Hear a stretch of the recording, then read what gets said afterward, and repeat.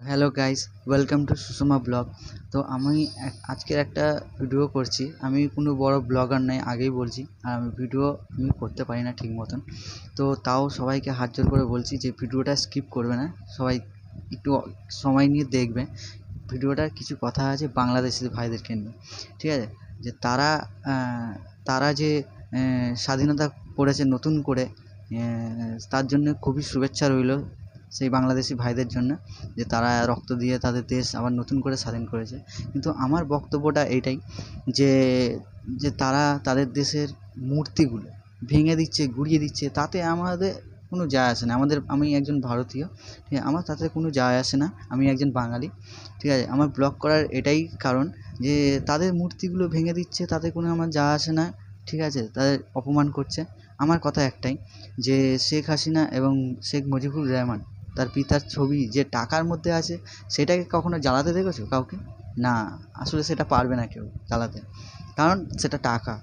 সবাই মূর্তি ভেঙে দিচ্ছে, এত কিছু করছে, কিন্তু কাউকে দেখেছো যে টাকার বান্ডিল, তার মধ্যে ছবি আছে, রেগে গিয়ে সেই টাকাটাকে জ্বালিয়ে দিচ্ছে?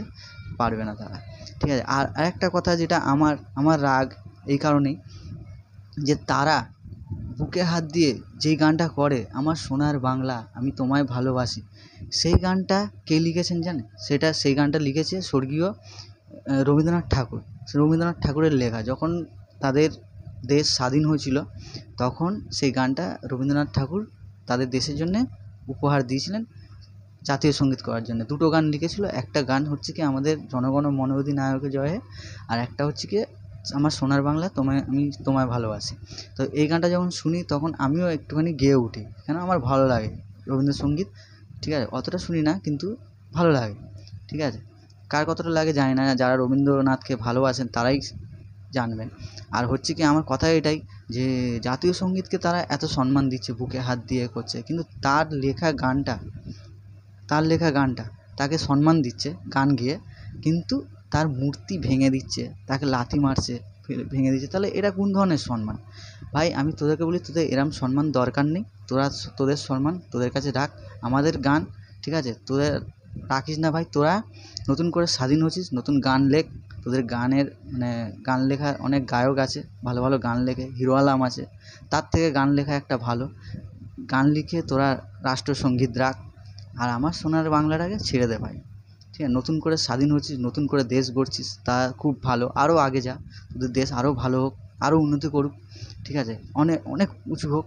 আর কিন্তু আমাদের এই যে রবীন্দ্রসঙ্গীতটাকে তোরা যে এত ভালোবাসিস বুক দিয়ে, ঠিক আছে, কিন্তু তাকে সম্মানটা দিচ্ছিস কোথায়? তার মূর্তি ভেঙে দিচ্ছিস তাকে। আমার কাছে এটাই প্রশ্ন, তোরা যদি এই গানটাকে সম্মান করিস, তাহলে তোরা এক কাজ কর, তোদের যে ঢাকা বিশ্ববিদ্যালয় আছে, সেখানে একটা মূর্তি কর রবীন্দ্রনাথ ঠাকুরের, এবং তার গলায় একটা মালা দে, মালা দিয়ে সেখানে লেখ, যে তার শিলের মধ্যে লেখ যে রবীন্দ্রনাথ ঠাকুরের লেখা আমি সোনার বাংলা আমি তোমায় ভালোবাসি আমাদের জাতীয় সঙ্গীত হিসাবে এটা রয়েছে, তার স্ট্যাচুতে একটা মালা দে। তাহলে খুশি হব, আমাদের আমাদের ইন্ডিয়ানরা তাকে দেখে, তার সম্মানটা দেখে খুশি হয়। এছাড়া তোরা চার মূর্তি ভাঙছিস তোদের দেশে, তোরা যা ইচ্ছা করছিস কর গিয়ে, তাতে কোনো যায় আসে না। কিন্তু আমার এটাই, যে আর নাহলে এক কাজ করো, আমাদের ইন্ডিয়ানদের বলছি, যারা রবীন্দ্রনাথ ঠাকুরকে ভালোবাসো, তাদেরকে বলছি হ্যাশট্যাগ বয়কট চালান বাংলাদেশকে, যে হ্যাশট্যাগ বয়কট বাংলাদেশ রবীন্দ্রসঙ্গীত, ঠিক আছে? তোদের দেশ উন্নতি করবে আরও ভালোভাবে, এবং আগে যাক, এটাই আমি চাই। আমার বক্তব্য এটাই, দেখি কজন আমার সাথে মানে আমার কথাটাকে নেয় এবং শেয়ার করে। আমি চাই যে এই কথাটা শেয়ার হোক, যে হ্যাশট্যাগ বয়কট বাংলাদেশ সঙ্গীত, জাতীয় সঙ্গীত। কেন?